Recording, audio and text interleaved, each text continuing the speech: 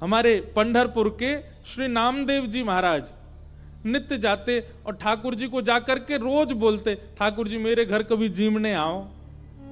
श्री विठ्ठल भगवान ऐसे खड़े रहते। नामदेव जी रोज जाते, बोले मेरी मैया इतना बढ़िया प्रसाद बनाती है, ठाकुर जी जीमने आओ। तो नामदेव जी से कभी कभी ठाकुर जी बोलते थे, ठाकुर जी कहें पूरी दुनिया यहीं लेके आ जाती है, तू भी लिया यहीं पे, हम यहीं खड़े यहीं पालेंगे। बोले नहीं, मेरे घर आओ पाने के लिए। तो ठाकुर जी बोले मैं तेरे घर पाने जाऊंगा तो यहां पे कौन खड़ा होगा मेरी जगह, लाखों लोग दर्शन करने आते हैं। नामदेव जी बोले आप भगवान हो, सर्वसमर्थ हो, कोई व्यवस्था कर लो अपनी। भगवान बोले ठीक है कर ली हमने व्यवस्था। बोले क्या व्यवस्था? बोले मैं तेरे घर जाऊंगा पाने, तू मेरी जगह खड़ा हो जा। नामदेव जी बोले ये कैसे हो सकता है? भगवान बोले सब हो जाएगा, बस आज एक काम करियो, रात्रि में जैसी शयन आरती हो, शयन आरती के बाद छुप जाइयो पीछे आके, देखो ठाकुर जी की लीला। ये सत्य घटना है श्री नामदेव जी महाराज की। नामदेव जी छुप गए। रात्रि में शयन आरती के बाद जैसे ही कपाट बंद हुए, ठाकुर जी तुरंत मूर्तिमंत खड़े थे, मूर्ति से सहज हो गए और सहज उतर गए अपने आसन से। और नामदेव जी कहा तुम खड़े हो जाओ। खड़े हो गए। नामदेव जी बोले ऐसे खड़े हो जाओ हमारी तरह। हो गए खड़े। अब ठाकुर जी उनका श्रृंगार कर रहे हैं, अपनी जैसी पगड़ी पहनाई, अपने जैसे वस्त्र पहनाए, अपने जैसे पूरे हाथ पाम कर दिए। नामदेव अब हम जा रहे हैं तुम्हारे घर प्रसाद पाने, 2-4 घंटा में मंगला आरती होगी, खड़े रहना यहीं पे। और सुनो 2-4 बातों का ध्यान रखना। क्या? ये सुबह सुबह पुजारी आकर के तुमको ठंडे ठंडे पानी से नवाएंगे, ठिठर मत जाना। अंदर से ठंडी लगे तो भी रोक लेना।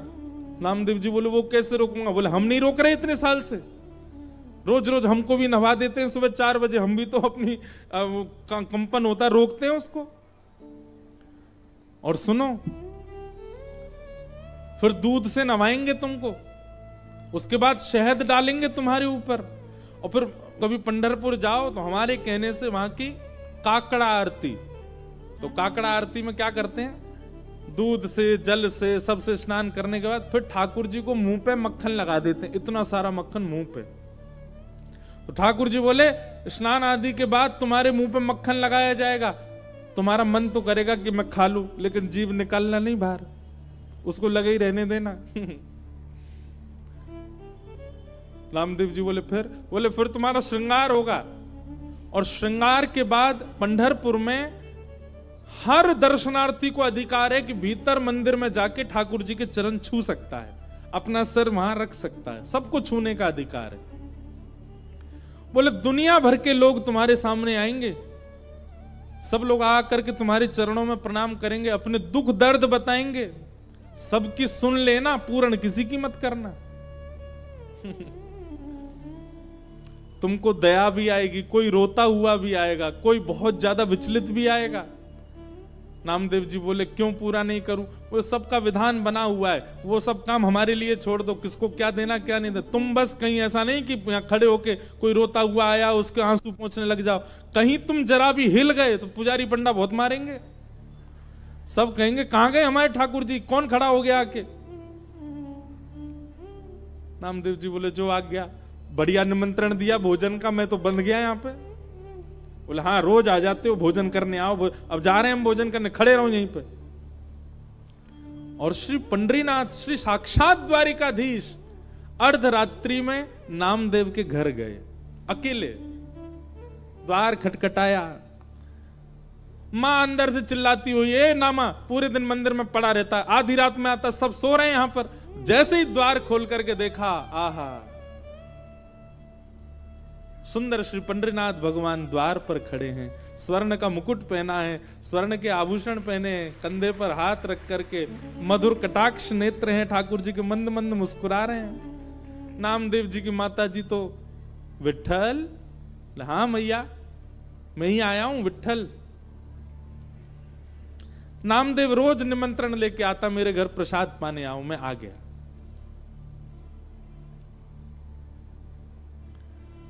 नामदेव जी की माता जी ने चूल्हा रात में चेताया, खूब बढ़िया बढ़िया प्रसाद बना करके ठाकुर जी को अपने हाथ से पवाया। इतने में घंटे घड़ियाल बजने लगे, 3:30-4 बज गए, सुबह के मंगला आरती का समय हुआ। ठाकुर जी ने कहा मैया जल्दी करो। बोले क्या हो गया? अब आपको मंगला में जाना है? बोले मंगला में अब मैं तो व्यवस्था करके आया हूं वहां पे, लेकिन मुझे आज तक तो मैं दर्शन देता था काकड़ा आरती में, मंगला आरती में, आज मैं दर्शन करने जाऊंगा। मैया बोली क्या करूं? बोले काली सॉल लेके आओ।